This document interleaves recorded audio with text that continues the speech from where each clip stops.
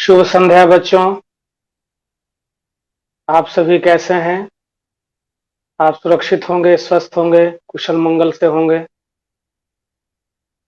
आज की online class में मैं चंद्रशेखर प्रसाद साहू, प्रधानाध्यापक कन्या मध्य विद्यालय कुटुंबा, आप सभी का स्वागत करता हूं। बच्चों, आज हम लोग छठी कक्षा की हिंदी पाठ्य पुस्तक की एक बहुत ही चर्चित कविता है, पद है, उसे भजन भी कहा जा सकता है। आज हम लोग उसे पढ़ेंगे। बच्चों, आप कई पर्व त्योहार मनाते हैं। उन पर्व त्योहारों में कुछ महापुरुषों की जयंती होती है। तो कौन कौन महापुरुष की जयंती हम लोग मनाते हैं पर्व त्योहार के रूप में? तो रामनवमी मनाते हैं, जो राम भगवान का जन्मदिन के रूप में हम लोग उसे उत्सव के रूप में मनाते हैं, जन्म उत्सव मनाते हैं। इसी तरह का एक और है कृष्णाष्टमी, जिसे हम लोग जन्माष्टमी भी कहते हैं। तो यह भी हम भगवान कृष्ण के जन्म उत्सव पर मनाते हैं। जयंती पर, जन्म जयंती पर हम लोग जन्माष्टमी मनाते हैं। तो आप देखे होंगे कि भगवान कृष्ण की जन्म जयंती रात में मनाई जाती है और समारोह पूर्वक मनाई जाती है। बहुत ही सरल तरीके से उनकी पूजा अर्चना की जाती है, कोई बाह्य आडंबर नहीं। श्रद्धा भाव से केले के पत्ते पर ही उनका जो प्रतिमा है, उनका जो प्रतीक है, वो रखते हैं और उनका जन्म मना लेते हैं। खीरा का उपयोग करते हैं हम लोग। तो भगवान कृष्ण का नाम जैसे ही हम कहते हैं, सुनते हैं, वैसे ही मन में प्रेम, अनुराग, कई भावना उमड़ पड़ती है। भगवान कृष्ण प्रेम के प्रतीक थे, अनुराग के प्रतीक थे, माधुर्य के प्रतीक थे। तो जब भगवान कृष्ण बच्चे थे, बहुत नटखट थे, चंचल थे, सबका मन मोह लेते थे अपने कौतुक से, अपनी क्रीड़ा से। सबका मन मोह लेते थे, सबका मन जीत लेते थे। हर कोई उनसे प्रसन्न होता था। उनके चंचल, उनके चपल, उनके मृदुल व्यवहार, उनकी मीठी बोली के दीवाने सारे लोग थे। सारा नंदगांव उनके बालपन, उनकी चपलता, उनकी चंचलता का आनंद लेता था। तो उनकी बाल क्रीड़ाओं का वर्णन कई कवियों ने किया है, लेकिन जो वर्णन महाकवि सूरदास ने किया है, वह अन्य कवियों के यहां नहीं मिलता है। महाकवि सूरदास ने वात्सल्य रस से परिपूर्ण बाल कृष्ण की लीला से संबंधित ऐसे अनूठे पद रचे हैं। उनमें वात्सल्यता इतनी कूट कूट कर भरी है। वात्सल्य, ममता, वात्सल्य ममत्व के विविध रूपों का जितना वर्णन सूरदास के पद में मिलता है, वहां किसी दूसरे कवि के पद में नहीं मिलते। बाल क्रीड़ाओं की एक एक गतिविधि, एक एक चपलता, एक एक चंचलता को बहुत ही बारीकी से, बहुत ही सूक्ष्मता से अवलोकन करके लगता है कि सूरदास ने लिखा है। सूरदास अंधे थे, लेकिन वह जन्मांध थे या बाद में अंधे हुए, इस पर विवाद है। लेकिन सूरदास ने जितनी उपमाओं का वर्णन, जितनी उपमाओं का सहारा अपने पद में लिया है, या प्राकृतिक सौंदर्य या लौकिक दृश्यावलियों का चित्रण किया है, उससे ये लगता है कि वह जन्मांध नहीं थे। इनके जन्म के समय पर भी विवाद है, मृत्यु के समय पर भी विवाद है, लेकिन यह इसमें कोई विवाद नहीं है कि इनका जन्म मथुरा आगरा के समीप हुआ। इनके पिता का नाम रामदास था, जो एक वैरागी गायक थे। इनके गुरु थे वल्लभाचार्य, जिन्होंने पुष्टि मार्ग से दीक्षित करके अपनी मंडली में शामिल किया। और सूरदास भक्ति, कृष्ण की भक्ति में डूब गए और कृष्ण की भक्ति, कृष्ण की लीला से संबंधित कई पद रचे। इनका जन्म 1478 ईस्वी, तो कहीं कहीं 1483 भी माना जाता है। इनकी मृत्यु का काल 1579 ईस्वी से 1584 ईस्वी के बीच माना जाता है।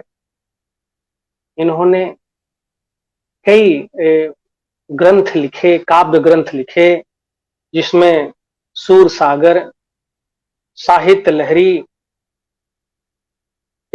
सूर सुरावली, ये सब इनकी रचनाएं हैं, काव्य कृतियां हैं। और इनकी जो भाषा है, काव्य की भाषा, वह ब्रज भाषा है। जब आप और ऊंची कक्षा में पहुंचेंगे, तब इनकी सम्यक समीक्षा, सम्यक विवेचना आप करेंगे।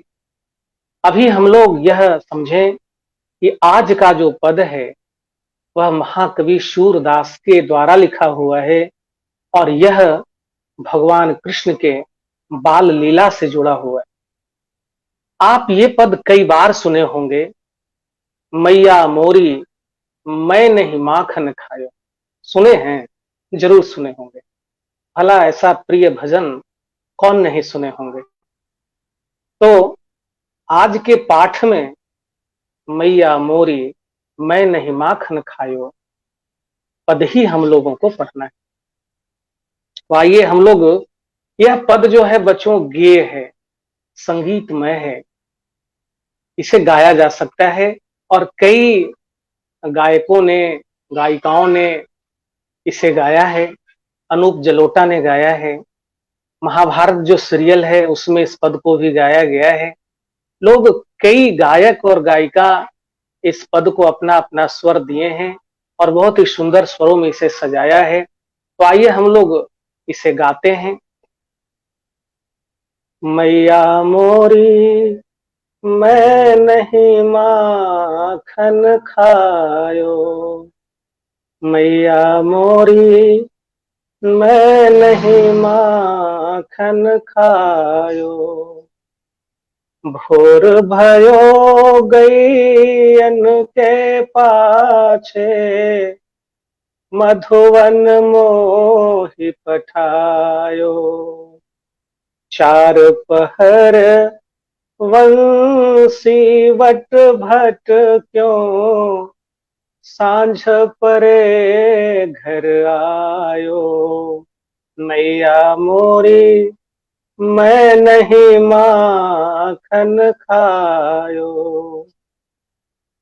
मैं बालक बहियन को छोटो, छीको के ही विधि पायो, ग्वाल बाल सब बैर परे हैं, बरबस मुख लपटायो, मैया मोरी मैं नहीं माखन खायो, तो जननी मन की अति भोरी, इनके कही पतियायो, जिय तेरे कछु भेद उपज है, जानी परायो जायो।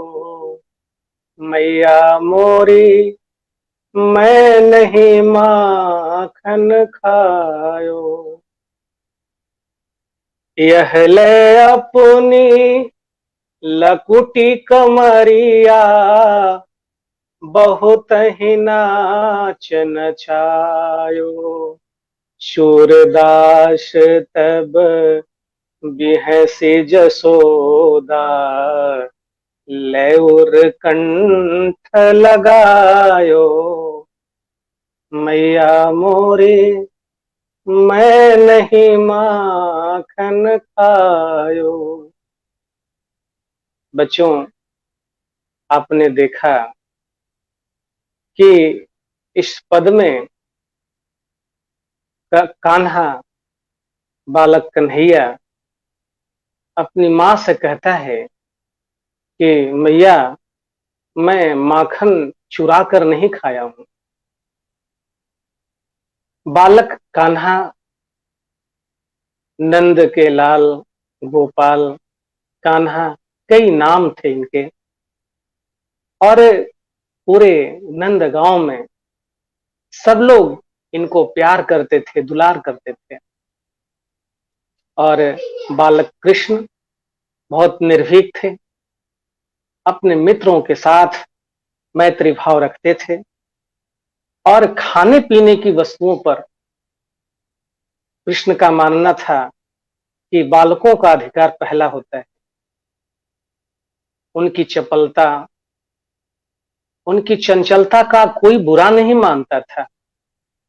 भगवान कृष्ण जिस घर में चाहते थे, उस घर में साधिकार अपने बाल मंडली के साथ प्रवेश करते थे, और छींके पर छत पर लटका करके रखे गए माखन के घड़े तक पहुंचते थे, और उसको निकाल करके खुद भी खाते और सभी को खिलाते।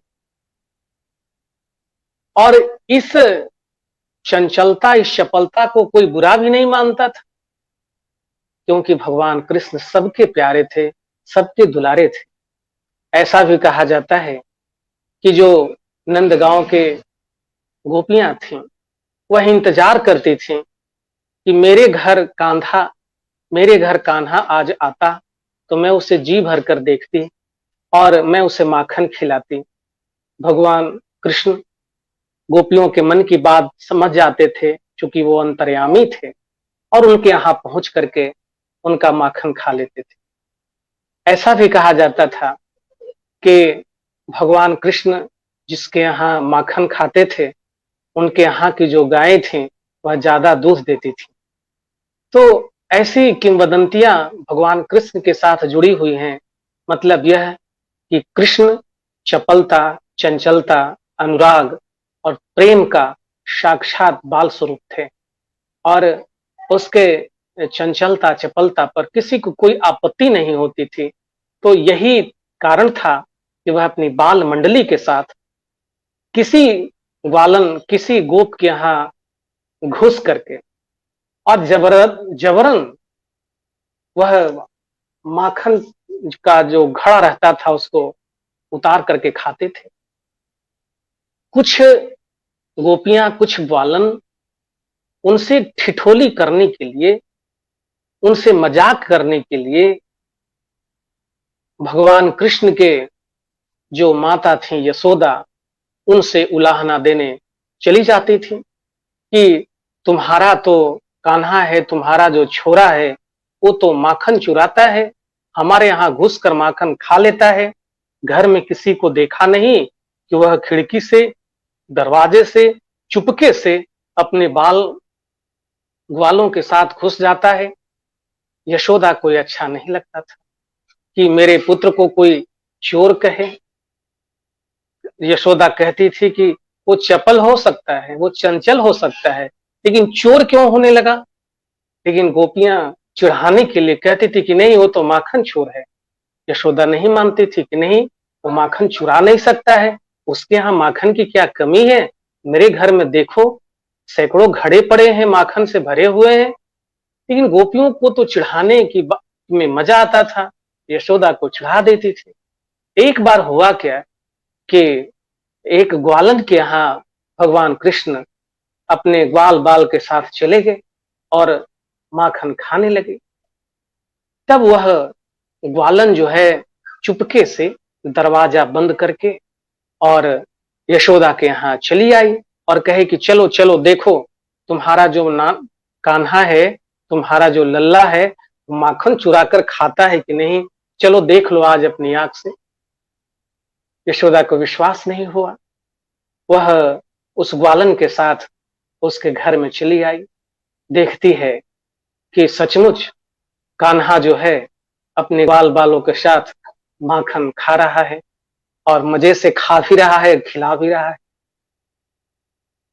इस चपलता पर यशोदा रूठ जाती है और कहती है कि नहीं कान्हा, तुम सचमुच चोर हो, तुम सचमुच माखन चुरा कर खाते हो। क्या तुम्हारे अपने घर में माखन नहीं है जो सब घर में चुरा कर खाते हो और मेरे पास सुलाहना तुम्हारा आता है? ये तुम गंदी हरकत करते हो, तुम माखन चोर हो, चलो मैं तुमसे बात नहीं करूंगी। भगवान कृष्ण बाल स्वरूप में थे, चंचलता और चपलता तुम में कूट कूट कर भरी थी। जब मां रूठ गई तो उन्हें बनाना भी था, उन्हें खुशामद भी करना था। वह मां को मनाने लगे, मां को मनाने लगे, मां को खुशामद करने लगे और उसी बाल क्रीड़ा को कि भगवान कृष्ण कैसे कैसे अपनी मां को मना रहे हैं और कैसे वो साक्ष्य दे रहे हैं, कैसे वो तर्क प्रस्तुत कर रहे हैं कि मैं माखन कैसे चुरा पाऊंगा, क्यों नहीं चुरा सकता हूं माखन। इसके बारे में क्या क्या तर्क देते हैं।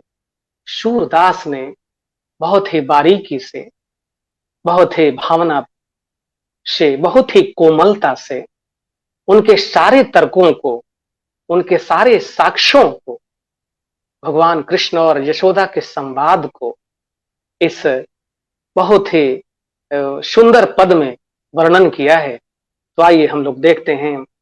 कृष्ण कहते हैं कि मैया मोरी मेरी मां, मैं नहीं माखन खायो, मैं माखन नहीं खाया हूं, मैं माखन नहीं चुराया हूं। तुम विश्वास तो करो, तुम कैसे समझ गई कि मैं माखन चुरा सकता हूं, मैं माखन चुरा कर खा सकता हूं, मेरा विश्वास करो।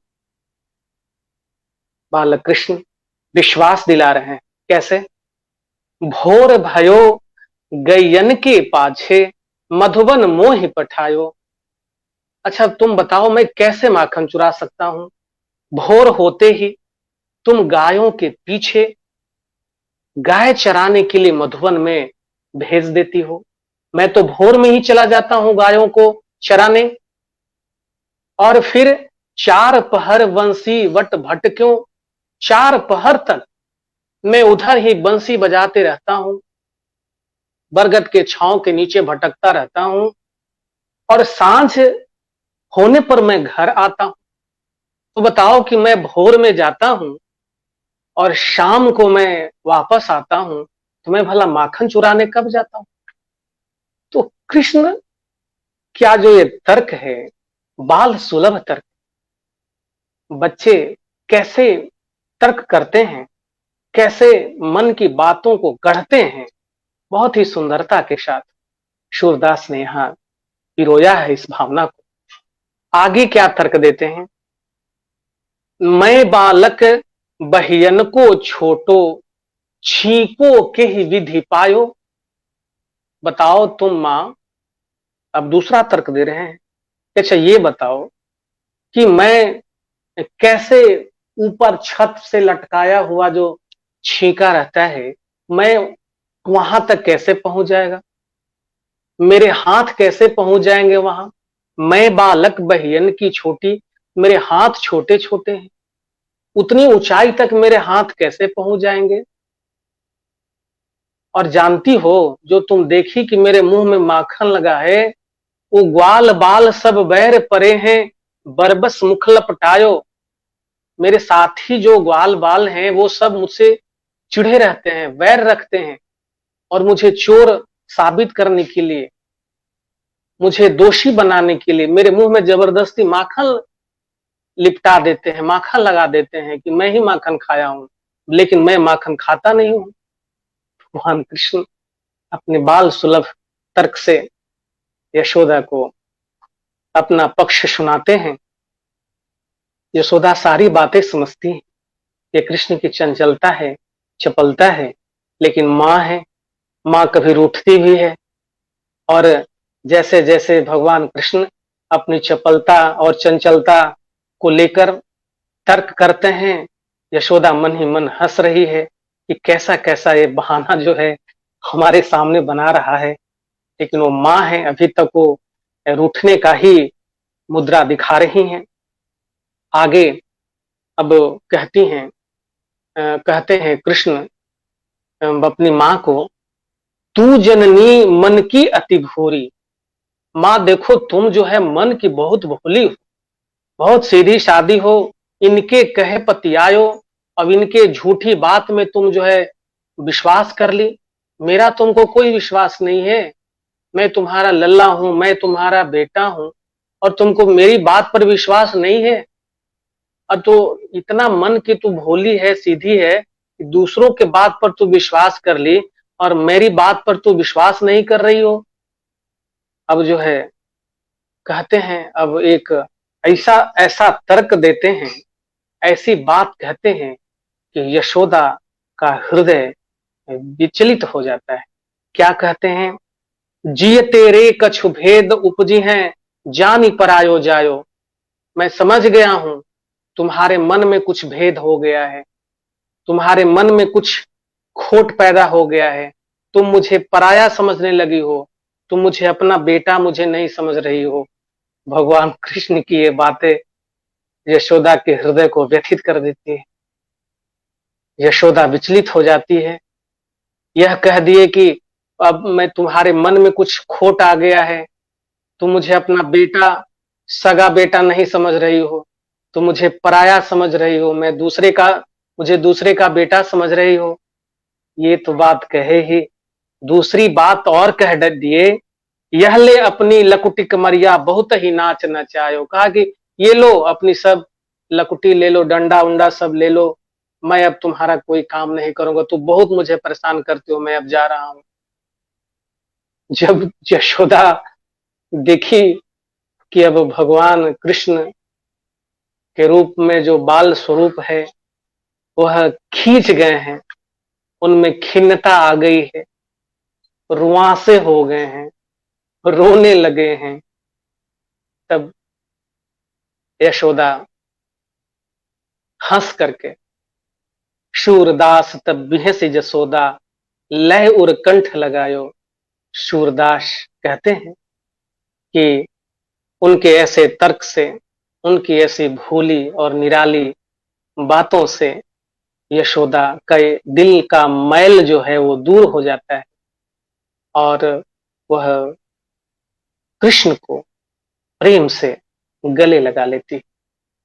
तो यह जो बालक कृष्ण और माता यशोदा के बीच में जो क्रीड़ा है, जो बाल क्रीड़ा है, उसका बहुत ही सुंदर अंकन सूरदास ने अपने पदों में किया है।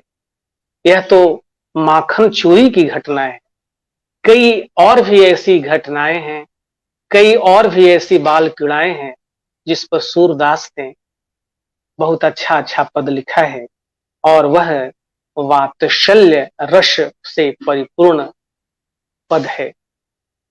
तो बच्चों, यह पद आपको अच्छा लगा होगा। आपने ये देखा कि बाल कृष्ण कैसे कैसे तर्क करते हैं, वह बाल क्रीड़ा भी करते हैं, और उस बाल क्रीड़ा को झुठलाने के लिए कई प्रकार के तर्क भी गढ़ते हैं और मां को अपने तर्क से परास्त कर देते हैं। तो ये बाल सुलभ चंचलता है, बाल सुलभ चपलता है, उनका माता के प्रति, गोपियों के प्रति जो प्रेम है, जो अनुराग है, उसको अपने बाल क्रीड़ाओं में यह प्रस्तुत करते हैं।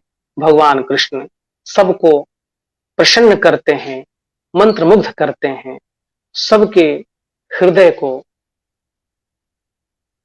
प्रेम और अनुराग से भर देते हैं।